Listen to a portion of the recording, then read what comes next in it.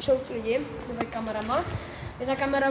Je za kamerou Vojta. a já se Tom. Čau. To Tomáš jakoby pořadě a máme tady naše pekostre 1, pekostre 2. Nebo pořadě si to jak chcete. A když tak do komentářů nám napište jméno. Je to Co by mělo být pro tady to jméno, pro tady to kolo? A tohle sjezďák, Pro tady to kolo. Specializet jakoby, je občas jakoby sjezďák, občas nevím, něco nějak. Rozbitě. A napište, a kdyby jsme si něco vydělali o penězích, jako kdybyste fakt jako byli ranec, kámo, mega dobrý.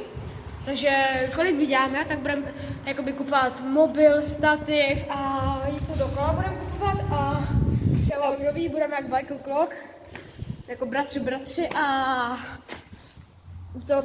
do popisku vám hodíme Instagramy, bude tam víc o aut i o tomhle kole, o obou a to je asi všechno, asi můžeme mít začít jezdit, ne? Jo, tak. Jedeš? Jedeš. Jo, nasaď si. Jede, Tom jede. Dobrý.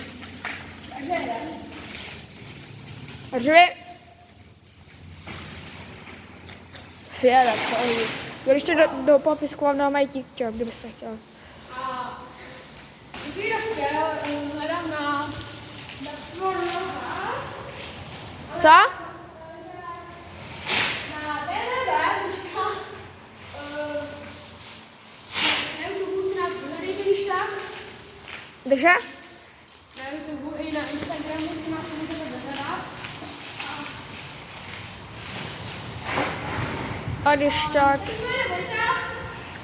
je takže teď padu. Ok, takže jede.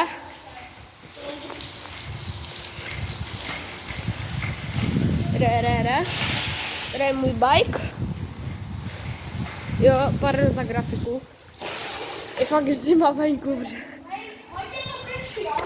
Prší tam jak z konve, asi neuvidíte, ale pojď.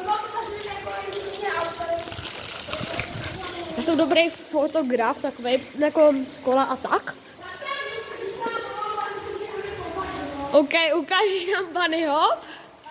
Jo. Ej, to nebylo na kameře. Můžeš.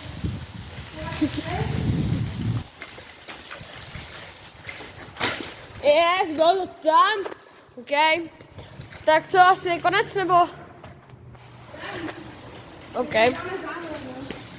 OK. Tak dej to k mýmu a takže jak ve Votisích v tunelu, tady takhle, je to takhle pomalovaný. A podle jména vymyslíme, který bude nejhezčí pro tohle kolo a pro tohle kolo, tak vybereme to jméno a může třeba, když je z Votic, může s náma třeba natočit nějaký videjko, jestli má fakt dobrý kolo našlapaný, tak může s náma natočit nějaký videjko. A tak asi my vás zase zdravíme a teda jsem to řekl. Se s vámi loučíme. Já se s vámi loučíme, tak zatím zdar. Čau.